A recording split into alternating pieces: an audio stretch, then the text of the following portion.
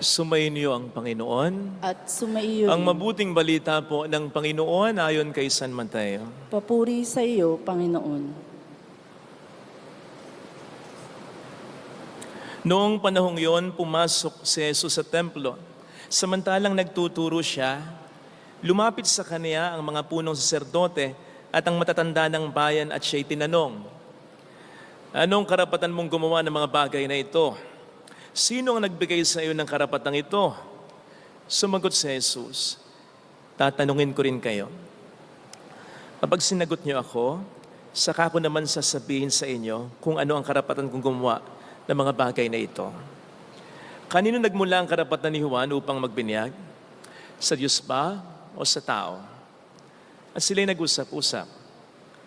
Kung sabihin natin mula sa Diyos, sasabihin naman niya sa atin, ba't hindi niyo siya pinaniwalaan?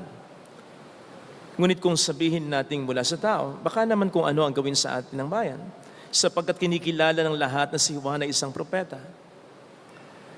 Kaya't sumagot sila kay Jesus, "Hindi namin alam." Sinabi niya, "Hindi ko rin sasabihin sa inyo kung ano ang karapatan kong gumawa ng mga ginagawa ko." Mga kapatid, ang mabuting balita ng Panginoon. Pinupuri ka namin, Panginoong Hesukristo.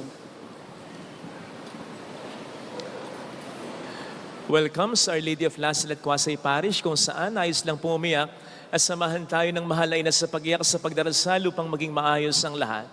Naka-encounter na po ba kayo ng taong ipinipilit ang mali o hindi niya tamang gusto? Yung kung magsalita at mga tuwiran, parang siya pang tama.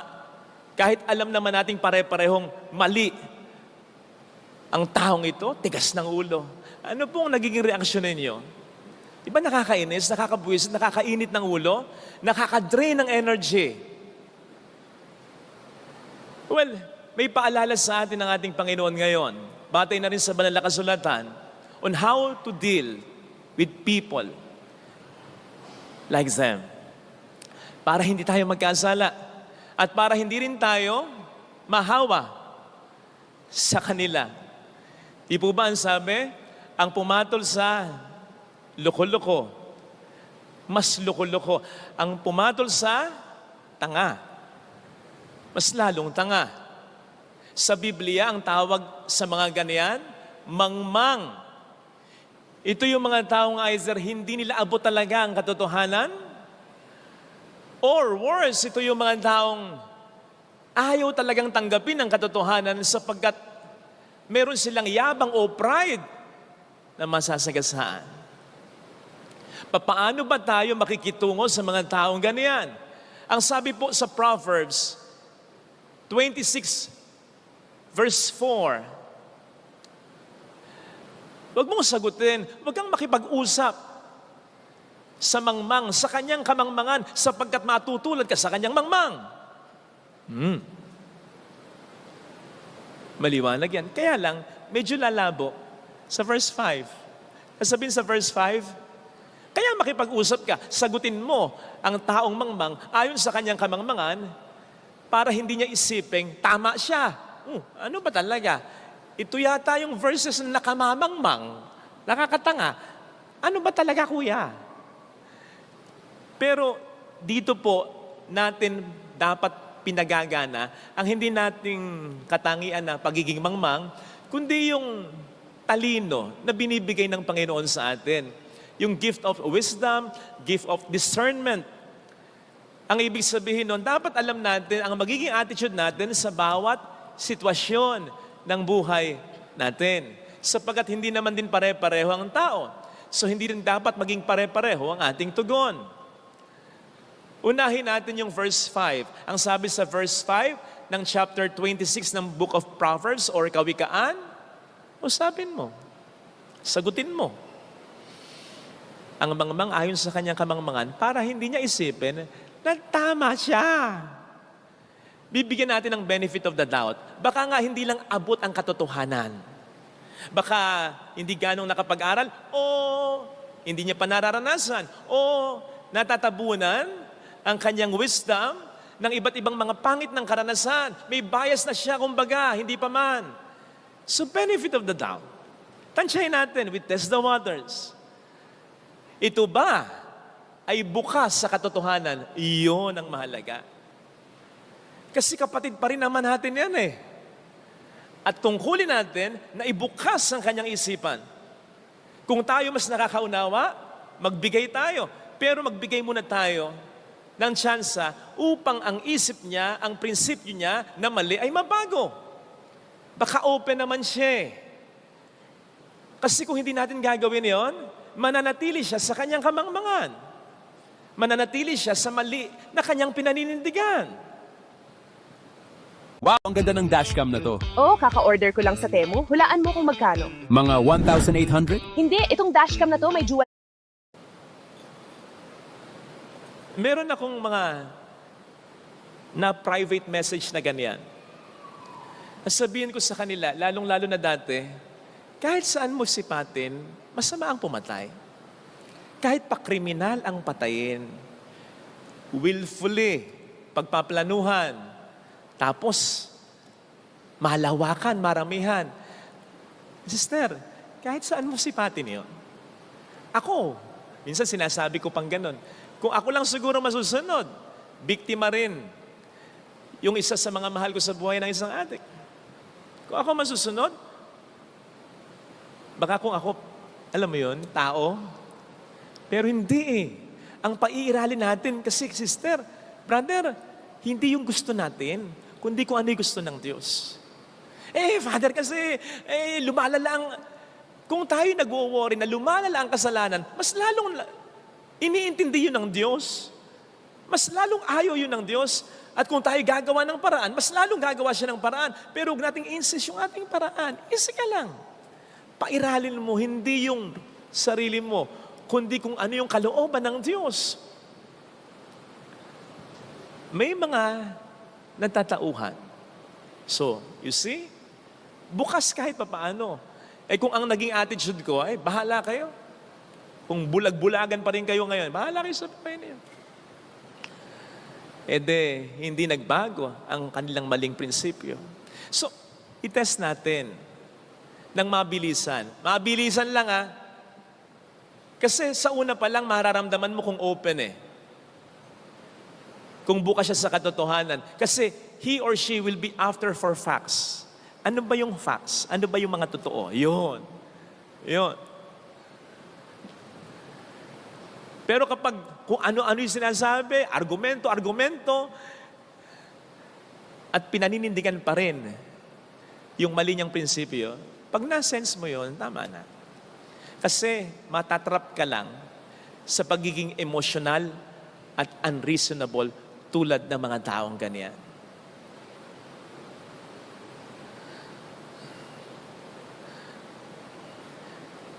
Mayroong nagsabi, I think philosopher yung nagsabi, sabi niya, wise men speak because they have something to say. Fools speak because they have to say something.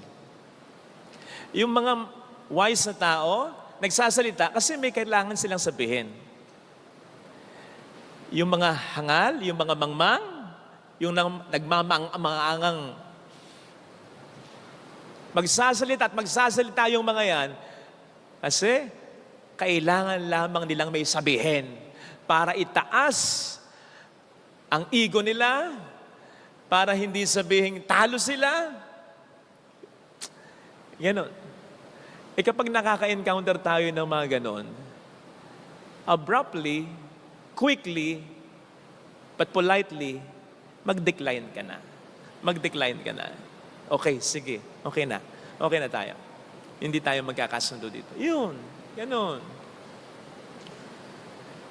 Hindi yung papatulan mo, hindi yung kung ano-ano rin yung sasabihin mo. Bulag. Hindi kayo magkakasundo. Iisipin pa niya, panalo siya. Kasi nag-react ka sa kanya. Kasi pangit din yung naging reaction mo sa kanya.